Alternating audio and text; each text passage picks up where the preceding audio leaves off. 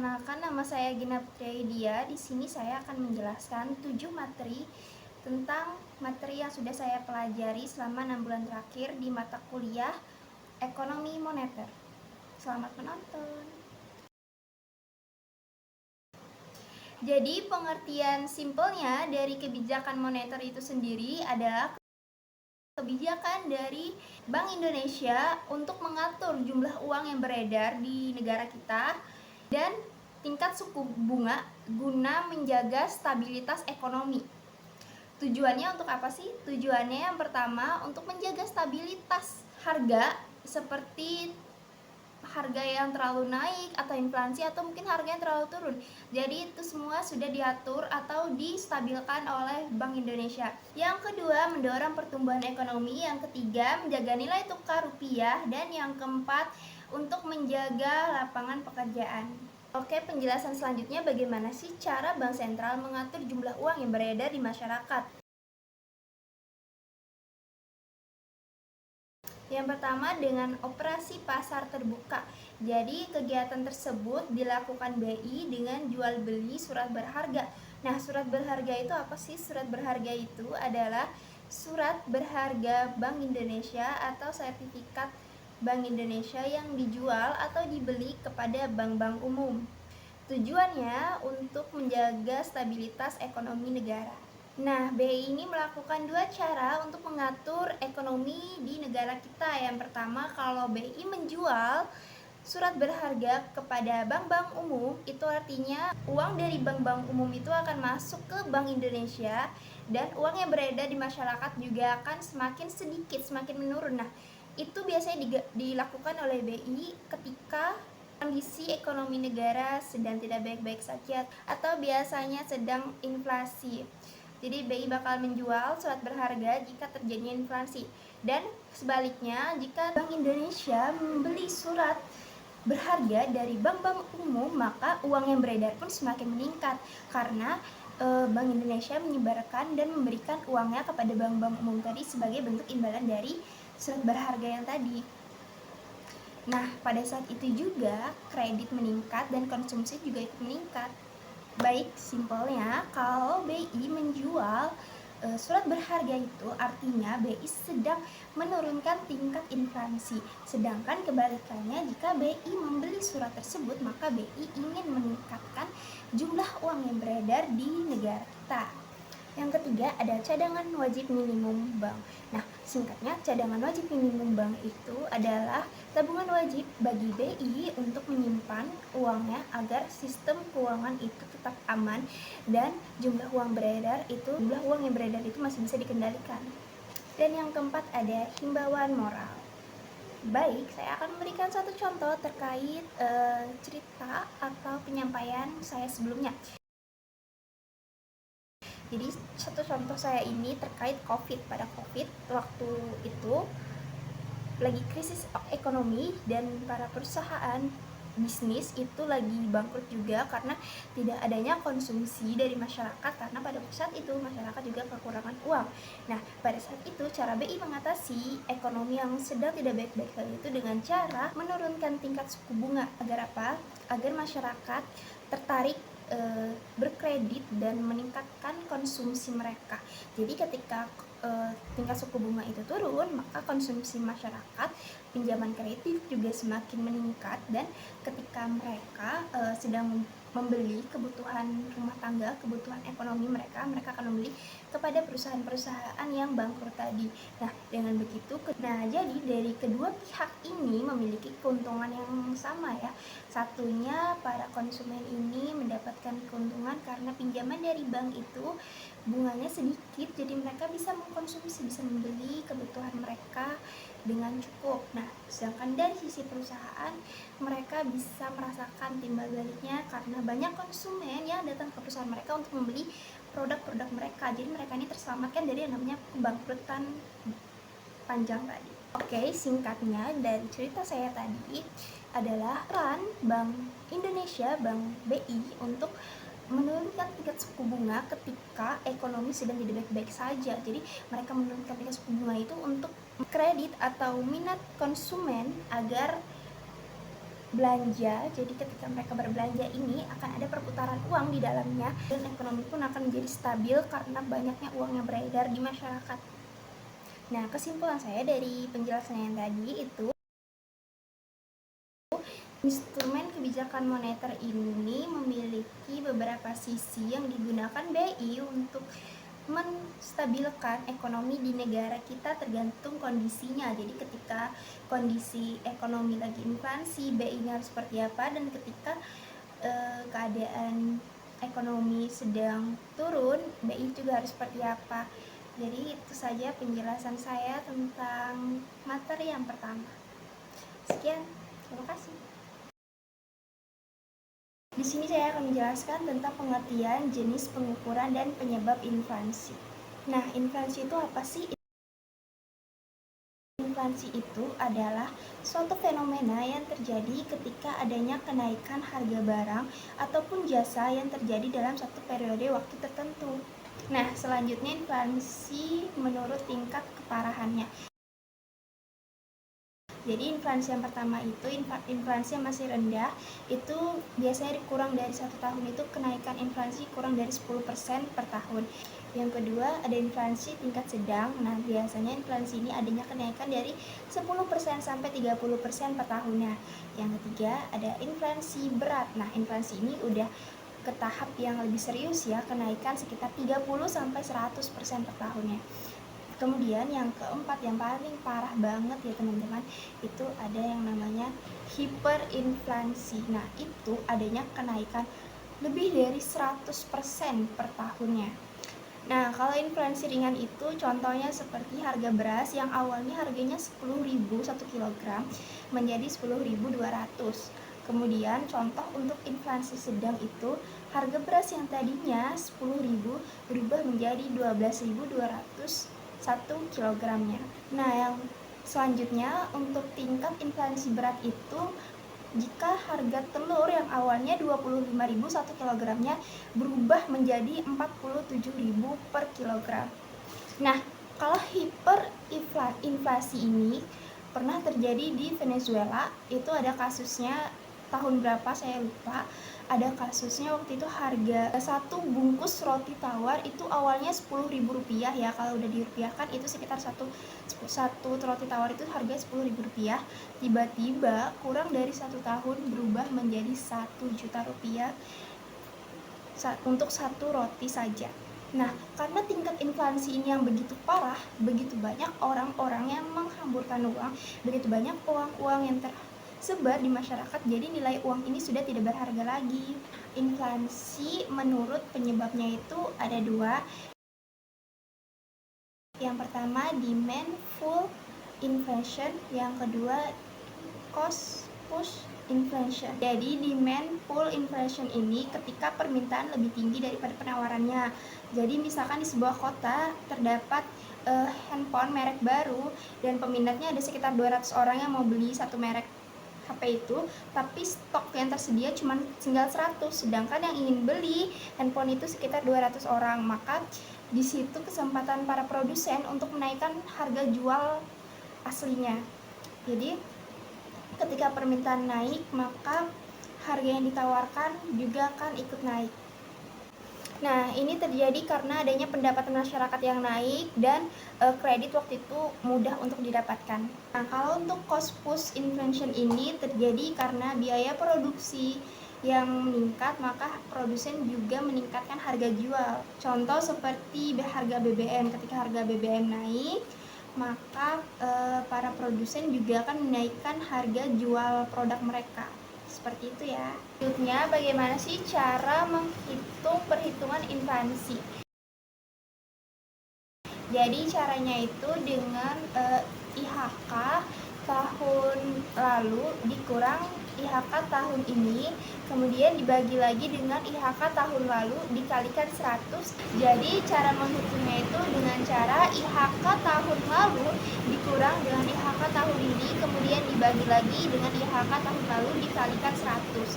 Maka itu akan dapat rata-rata dari perubahan harga dari barang yang dikonsumsi rumah tangga. Nah, kalau kita mau menghitung IHK, IHK itu kan ada 100. Jadi kalau misalkan kita mau menghitung dari tahun 2023, misalkan IHK-nya ada 108, artinya pada tahun itu harga-harga naik 8%. Kemudian IHK pada tahun 2024 itu sekitar 112, yang artinya kenaikan sekitar 12% dari tahun dasar. Nah, jika kita ingin menghitung IHK dari tahun 2023 tadi sampai 2024, maka kita pakai cara yang sebelumnya, pakai cara rumus yang tadi.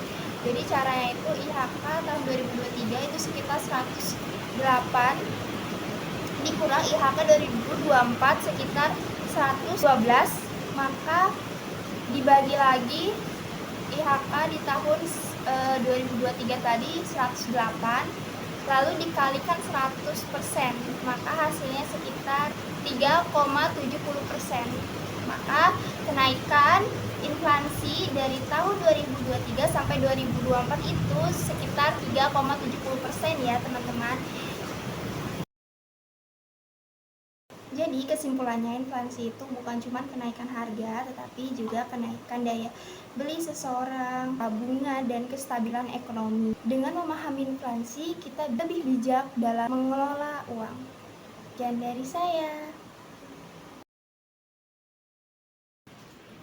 Halo, jadi di sini saya akan menjelaskan kembali apa sih itu teori Phillips antar pengangguran dengan inflasi.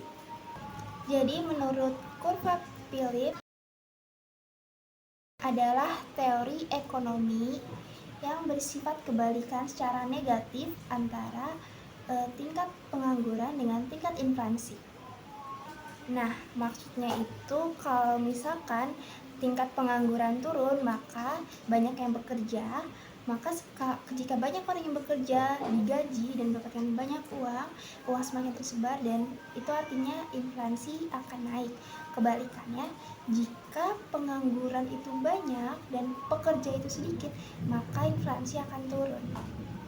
Jadi kurva teori Phillips ini menggambarkan trade-off tukar tambah antar dua hal.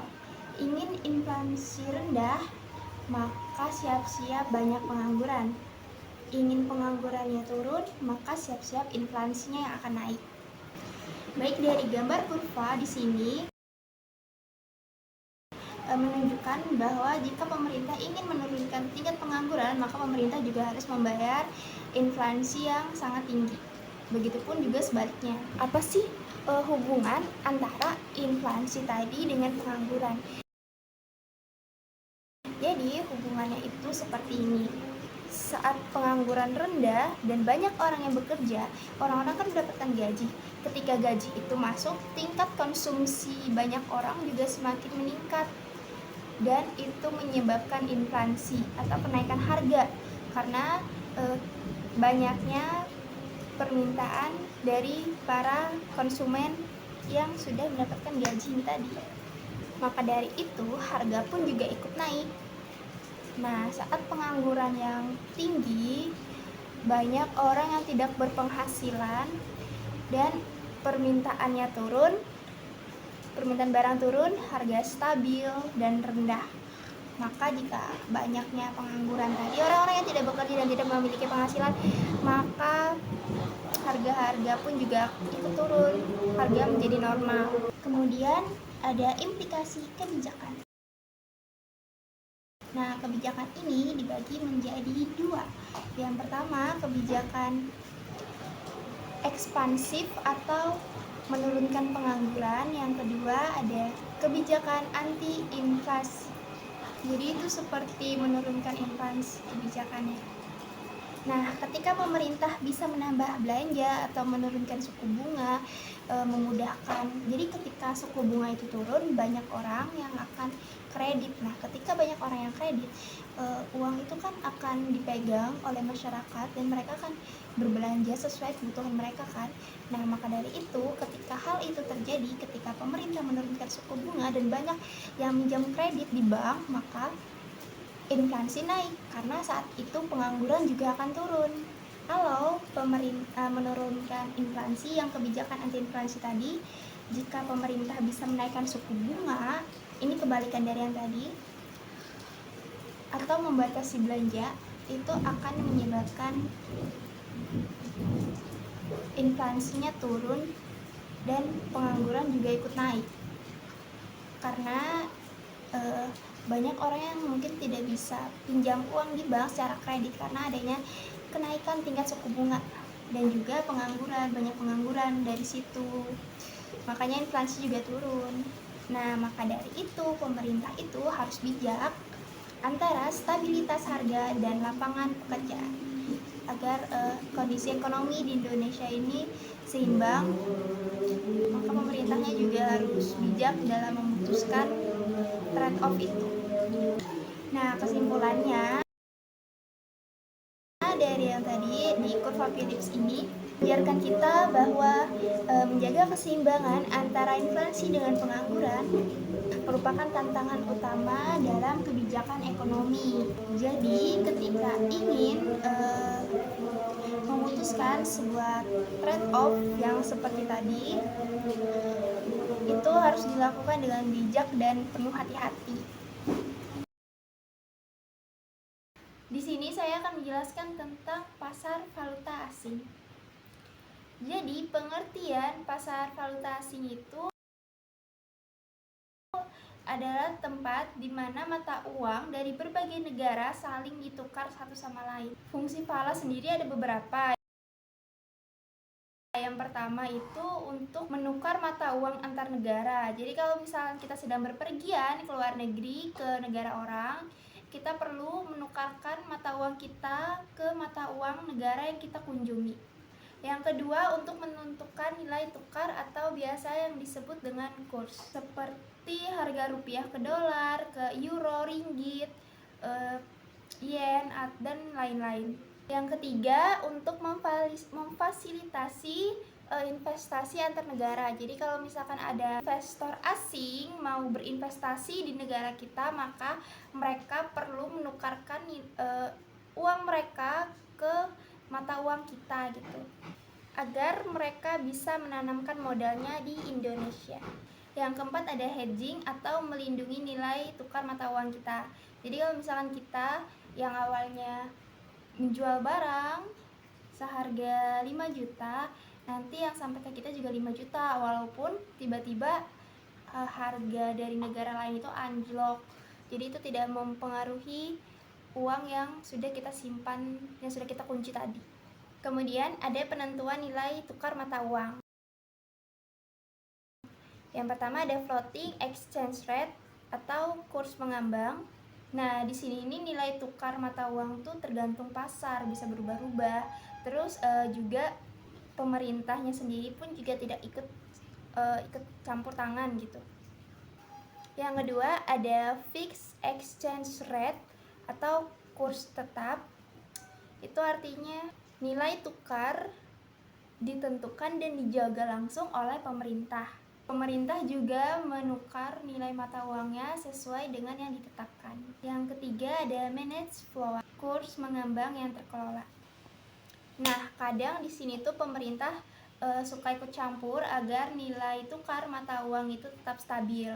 Kadang kurs itu ditentukan langsung oleh pasar, kadang juga ada campur tangan pemerintah untuk menjaga stabilitasnya. Kemudian ada faktor-faktor yang mempengaruhi nilai tukar mata uang. Yang pertama, permintaan dan penawaran mata uang asing. Semakin tinggi permintaan dolar, maka rupiah semakin melemah. Yang kedua, adanya inflasi. Jadi semakin tinggi inflasi, mata uang jadi tidak bernilai lagi, jadi menurun. Yang ketiga, ada suku bunga. Nah, jika suku bunga itu tinggi, terus para investor asing ingin berinvestasi, maka nilai mata uang kita pun juga ikut naik karena mereka harus menukar dolar ke rupiah. Kesimpulannya itu, pasar valuta asing ini sangat penting untuk perdagangan dan investasi antar negara. Nilai mata uang pun bisa berubah-ubah tergantung kondisi pasar, kebijakan pemerintah, atau faktor ekonomi lainnya. Jadi, memahami cara kerja falas bisa membantu kita juga untuk menjaga stabilitas ekonomi negara. Sekian. Di sini saya akan melanjutkan penjelasan saya mengenai dampak perubahan nilai tukar terhadap perekonomian. Nilai tukar itu adalah nilai tukar mata uang negara ke negara lainnya. Contohnya 1 USD misalkan Rp16.000. Nah, berarti kalau kita ingin mendapatkan $1 Amerika, berarti kita harus mengorbankan rupiah sebanyak Rp16.000 tadi. Jenis perubahan nilai tukar itu ada dibagi menjadi dua. Yang pertama ada depresiasi, yang kedua ada apresiasi. Bedanya itu kalau depresiasi itu menurunnya atau melemahnya nilai mata uang kita, sedangkan apresiasi itu adalah menguatnya nilai mata uang kita terhadap mata uang negara lain gitu. Contohnya kalau dulu $1 USD itu seharga dengan Rp15.000, sekarang 1 USD itu udah sekitar Rp16.000. Nah, itu adalah contoh dari depresiasi karena melemahnya nilai mata uang negara kita gitu. Nah, dampak dari mata uang yang melemah atau depresiasi ini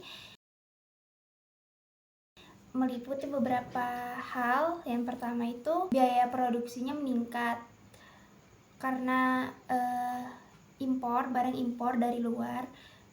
Jadi karena mata uang kita melemah, jadi itu jadi mahal gitu. Yang kedua, utang luar negeri lebih berat, lebih susah untuk kita bayar karena kita ketika berutang ke luar negeri itu kan kita menggunakan mata uang mereka untuk membayar. Jadi karena uang kita melemah, jadi uang yang harus kita keluarkan untuk membayar utang pun juga harus lebih banyak. Selanjutnya, inflasi menjadi naik dan daya beli masyarakat jadi menurun. Nah, dan contoh lainnya begitu. Yang selanjutnya, jika mata uang kita menguat, itu biasa disebut dengan apresiasi. Salah satu dampaknya itu inflasinya jadi rendah, kemudian harga barang impor turun karena mata uang kita menguat ya, jadi nilai mata uang negara asing itu ya setara saja dengan nilai mata uang kita atau bahkan lebih di bawah kita gitu. Yang ketiga, produk Indonesia jadi jauh lebih mahal jika kita jual ke luar negeri gitu, karena menguatnya mata uang kita tadi dan sebagainya. Nah, kesimpulannya itu perubahan nilai tukar sangat mempengaruhi perekonomian. Kalau nilai tukar mata uang kita itu melemah, maka barang impor yang masuk itu juga mahal. Kebalikannya, kalau harga mata uang kita naik, maka harga impor yang masuk ke dalam negeri kita juga akan lebih murah. Karena itu, kestabilan nilai tukar penting untuk menjaga keseimbangan ekonomi nasional. Sekian.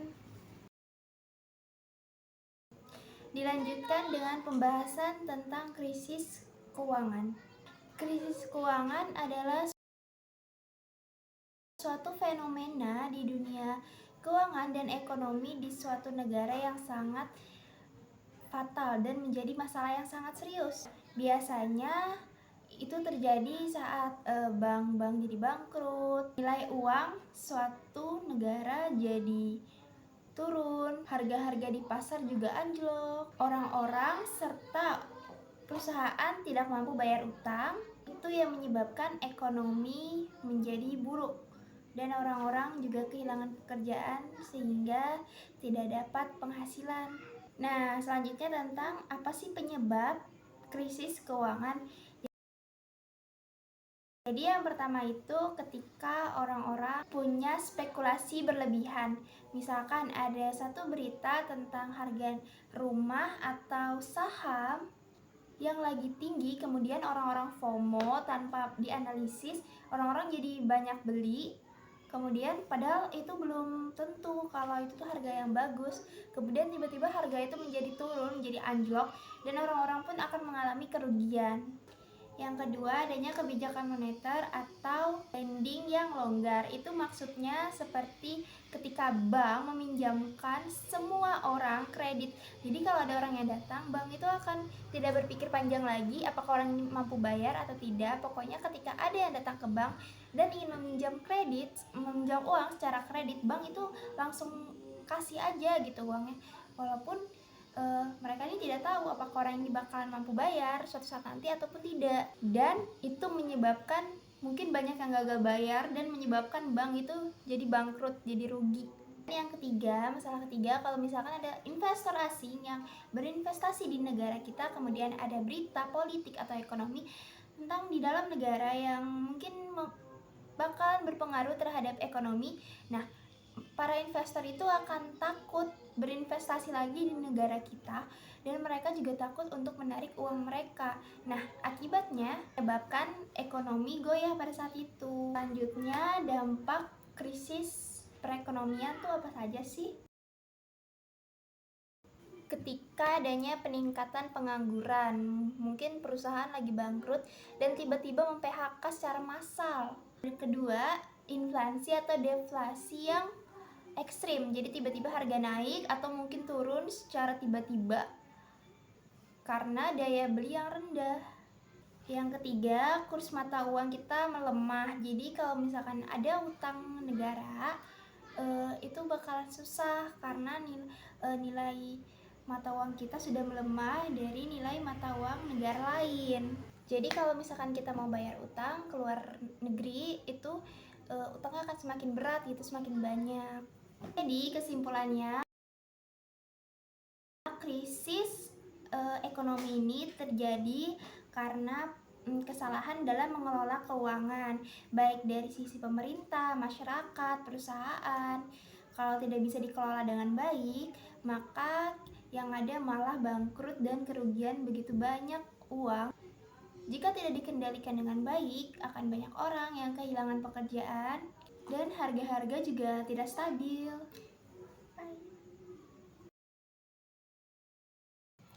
Selanjutnya saya akan menjelaskan tentang peran kebijakan moneter dalam menghadapi krisis keuangan. Jadi itu adalah langkah BI untuk mengatur jumlah uang yang beredar dan suku bunga demi menjaga stabilan ekonomi. Jadi tujuan utamanya itu untuk mengendalikan inflasi, menjaga stabilitas nilai tukar, mendorong pertumbuhan ekonomi dengan mengurangi pengangguran. Lanjut di krisis keuangan dan dampaknya. Jadi krisis keuangan ini ketika bank lagi bangkrut, saham lagi turun, nilai tukar jadi anjlok. Itu ketika maksudnya dampak yang dapat diberikan dari masalah tadi itu adanya pengangguran yang naik, investasi dan konsumsi yang turun, kemudian kepercayaan masyarakat yang turun. Nah, peran kebijakan moneter untuk mengatasi krisis itu apa sih? Jadi perannya itu yang pertama menurunkan suku bunga. Jadi ketika suku bunga turun, akan banyak orang yang berutang di bank dan memulai bisnis mereka. Jadi pengangguran turun, konsumsi meningkat. Yang kedua, menambah uang yang beredar. Jadi ketika bank sentral membeli obligasi, kemudian uangnya itu masuk ke pasar, itu akan menjadi meningkatnya likuiditas.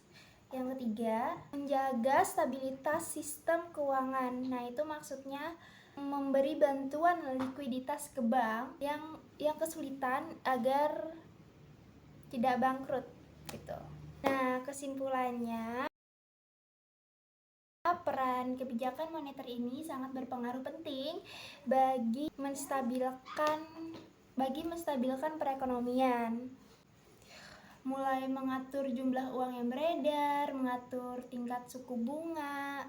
Bank sentral ini dapat menjaga nilai tukar, mendorong konsumsi masyarakat, investasi, agar roda ekonomi di sini tetap berjalan dengan semestinya begitu.